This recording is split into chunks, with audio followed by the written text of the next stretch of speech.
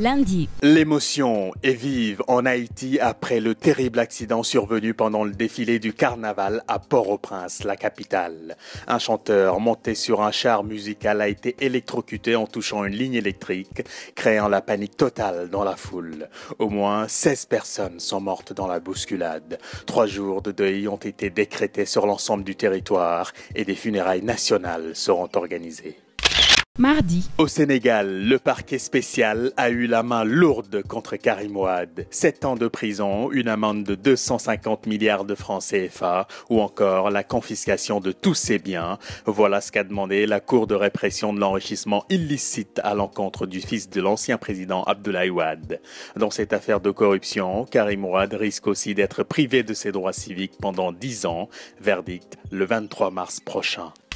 Mercredi. Le Niger, 3 jours de deuil national et une enquête pour déterminer les responsables de la mort mardi d'au moins 36 personnes à Abadam, un village situé près de la frontière avec le Nigeria. Il était 16h30 heure locale lorsqu'un avion volant à basse altitude a largué une bombe sur une mosquée croyant peut-être que c'est un rassemblement de Boko Haram alors que plusieurs personnes étaient venues assister à une cérémonie funéraire. Selon des témoins, l'appareil portait les couleurs vertes et blanche du Nigeria. Faux, répond le porte-parole de l'armée nigériane qui nie tout en bloc. Le Niger et le Tchad ont aussi exclu toute responsabilité dans ce drame. L'enquête dira qui des 3 pays engagés dans la lutte contre Boko Haram est à l'origine de cette bavure. Jeudi. Bonne année, bonne santé, c'est le nouvel an chinois. Les Asiatiques sont entrés dans une nouvelle année, celle du Yang. Après le cheval en 2014, place à l'année de la chèvre ou du mouton, c'est selon les traductions.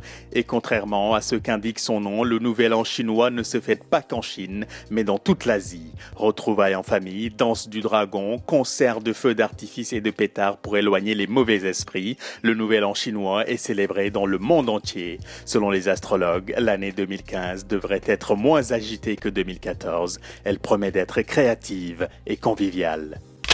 Vendredi. Ça y est, c'est fait. Après d'intenses négociations et plusieurs échecs, un accord a été trouvé à Bruxelles entre la Grèce et les autres pays membres de la zone euro. L'accord prévoit une prolongation de 4 mois de l'aide financière. En échange, la Grèce devra honorer toutes ses échéances de dette. Elle a jusqu'à lundi pour présenter une série de réformes structurelles, portant notamment sur la lutte contre la fraude fiscale et la corruption.